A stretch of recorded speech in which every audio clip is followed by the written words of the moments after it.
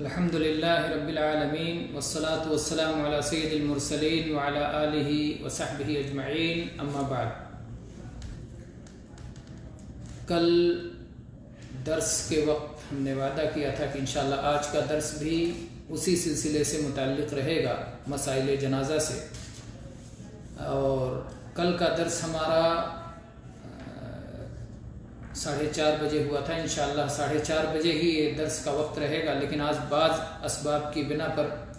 درس مؤخر ہو گیا، جس کے لیے ہم معذرت خواہ ہیں۔ بہرکیف کل ہمارا درس ہوا تھا میت کے غسل کے تعلق سے، اور اس میں یہ باتیں بتائی گئی تھیں کہ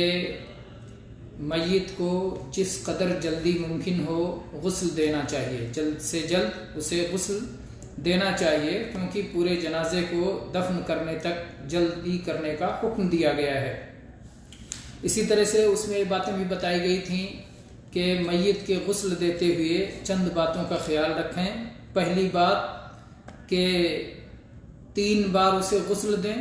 اور اگر 3 سے زیادہ غسل دینے کی ضرورت ہو تو غسل دینے والے جیسا مناسب سمجھیں غسل دے سکتے ہیں۔ دوسری بات کہ اس سے زیادہ غسل دیں تو طاق پر ختم کریں، یعنی 5 یا 7 یا 9 یا 11 جس طرح ضرورت ہو اس طرح سے غسل دیں، مگر طاق پر اسے ختم کریں، طاق تعداد میں غسل دیں۔ تیسری بات یہ کہ غسل دیتے ہوئے کسی ایک مرتبہ پانی کے ساتھ بیری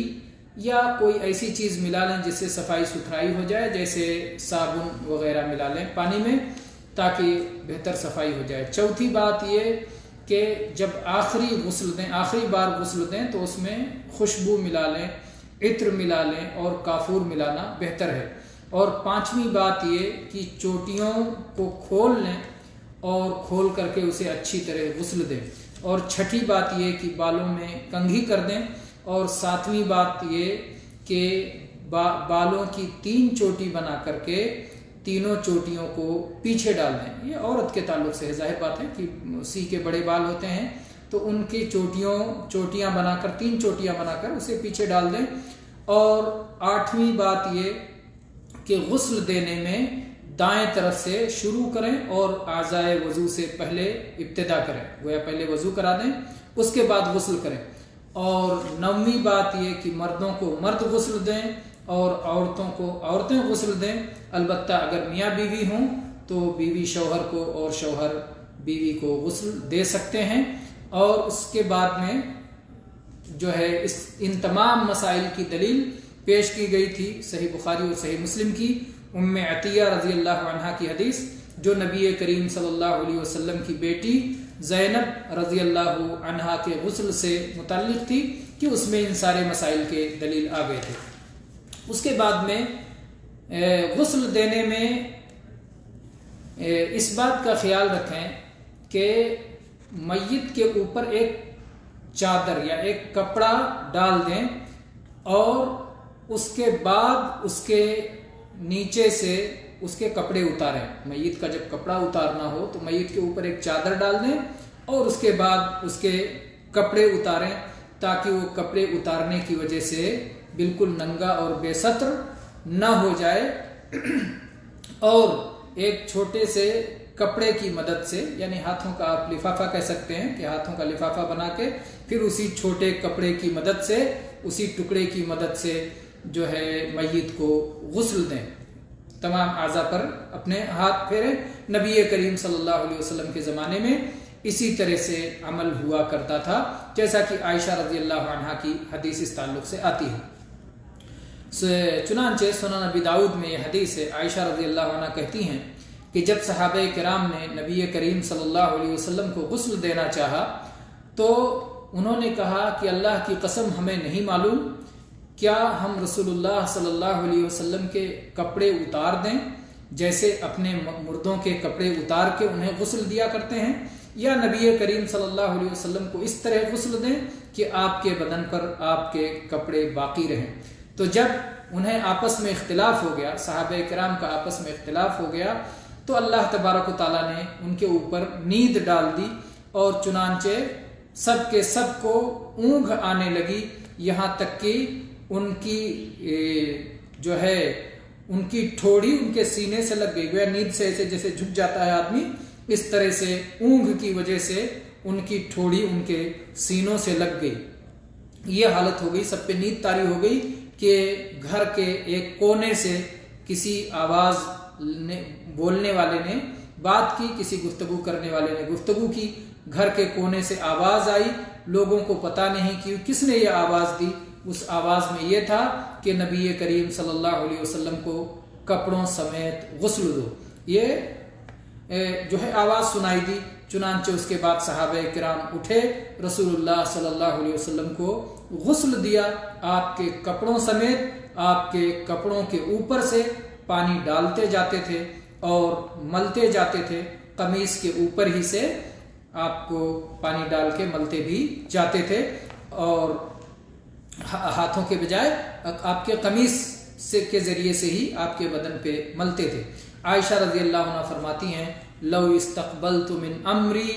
مستدبرت ما غسلہ الا نساؤہ، اگر مجھے وہ بات پہلے معلوم ہو گئی ہوتی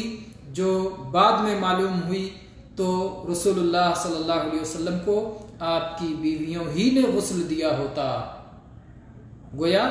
عائشہ رضی اللہ عنہ کو یہ بات پہلے سے نہیں معلوم تھی، کیا وجہ تھی یا بھول گئیں اس وقت۔ بہرحال انہوں نے یہ کہا کہ اگر مجھے وہ بات پہلے معلوم ہو گئی ہوتی جو بعد میں معلوم ہوئی تو رسول اللہ صلی اللہ علیہ وسلم کو آپ کی ازواج مطہرات ہی نے غسل دیا ہوتا۔ ایک بات یہ بھی یاد رہے کہ غسل دیتے ہوئے اخیر میں جو یہ کہا گیا ہے کہ خوشبو لگایا جائے آخری غسل میں، آخری پانی ڈالتے ہوئے، آخری مرتبہ نہلاتے ہوئے، تو یہ سے محرم مستثنا ہے۔ جو آدمی حالت احرام میں عمرہ یا حج میں وفات پا جائے تو اسے آخری پانی ڈالتے ہوئے اس میں خوشبو یا کافور نہیں ڈالیں گے، کیونکہ نبی کریم صلی اللہ علیہ وسلم نے محرم کے بارے میں فرمایا ہے کہ اس پر خوشبو نہ لگاؤ، وہ قیامت کے دن حالت احرام میں اٹھے گا، لبیک پکارتے ہوئے اٹھے گا، بخاری و مسلم کی حدیث ہے۔ اور جو یہ بات بتائی گئی کہ شوہر کو بیوی اور بیوی کو اس کا شوہر غسل دے، ایک دوسرے کو غسل دینا جائز ہے، شیخ البانی رحمہ اللہ فرماتے ہیں کہ ایسی کوئی دلیل نہیں جس بنیاد پر اس سے منع کیا جا سکے، اور یہ معاملات میں سے ہے، اور معاملات میں اصل جواز ہے، اور خاص طور پہ 2 حدیثوں سے اس بات کی تائید بھی ہوتی ہے۔ 2 حدیثیں ایسی پائی جاتی ہیں جس سے اس بات کی تائید بھی ہوتی ہے کہ میاں بیوی کو ایک دوسرے کو غسل کرنا چاہیے۔ پھر پہلی حدیث ذکر کرتے ہیں عائشہ رضی اللہ عنہ سے۔ عائشہ رضی اللہ عنہ کی حدیث کہتی ہیں کہ اگر مجھے وہ بات پہلے معلوم ہو گئی ہوتی جو بعد میں معلوم ہوئی تو رسول اللہ صلی اللہ علیہ وسلم کو آپ کی ازواج ہی نے غسل دیا ہوتا، آپ کی بیویوں کے سوا اور کسی نے آپ کو غسل نہ دیا ہوتا۔ امام بیہقی رحمہ اللہ فرماتے ہیں کہ عائشہ رضی اللہ عنہا نے نبی کریم صلی اللہ علیہ وسلم کو غسل نہ دینے پر حسرت کی، اور حسرت کسی ناجائز کام پر نہیں کیا جا سکتا، حسرت جائز کام پر ہی کیا جا سکتا ہے۔ اور امام احمد رحمہ اللہ نے بھی اس بات کو جائز قرار دیا ہے کہ بیوی اپنے شوہر کو غسل دے اور شوہر اپنی بیوی کو غسل دے۔ اور ابھی آپ یہ حدیث سن چکے ہیں سنن نبی داؤد والی، جس میں عائشہ رضی اللہ عنہ کی یہ حسرت نقل کی گئی۔ ایسے ہی عائشہ رضی اللہ عنہ کی ایک اور حدیث سے بھی اس بات پر دلیل ملتی ہے کہ شوہر اپنی بیوی کو غسل دے سکتا ہے۔ اس حدیث میں تو یہ ہوا کہ عائشہ رضی اللہ عنہ نے حسرت کی، اس کا مطلب بیوی اپنے شوہر کو غسل دے سکتی ہے، لیکن اگلی حدیث جو ہم پیش کر رہے ہیں عائشہ رضی اللہ عنہ کی، اس سے یہ معلوم ہوتا ہے کہ شوہر اپنی بیوی کو غسل دے سکتا ہے۔ وہ دلیل کیا ہے؟ عائشہ رضی اللہ عنہ فرماتی ہیں کہ رسول اللہ صلی اللہ علیہ وسلم بقیع کے قبرستان سے ایک جنازہ کی تدفین کے بعد واپس ہوئے، اور مجھے سر میں کافی درد تھا، تو میں نے کہا ہائے میرا سر کے درد کی وجہ سے، تو نبی کریم صلی اللہ علیہ وسلم نے فرمایا بلکہ ہائے میرا سر، یعنی اللہ کے نبی صلی اللہ علیہ وسلم کو بھی سر میں درد تھا۔ اس کے بعد اللہ کے نبی صلی اللہ علیہ وسلم نے فرمایا عائشہ تمہارا کیا نقصان ہوگا اگر تم مجھ سے پہلے مر جاؤ تو میں تمہیں غسل دوں گا، تمہیں کفن پہناؤں گا اور تم پر جنازہ پڑھوں گا اور تمہیں دفن کروں گا۔ آپ یہ بات جانیں کہ اللہ کے نبی کریم صلی اللہ علیہ وسلم نے یہ بات ہنسی میں کہی، مزاح میں کہی،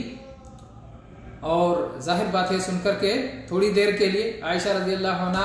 کو غصہ آئے گا کہ میری موت کی بات کر رہے ہیں،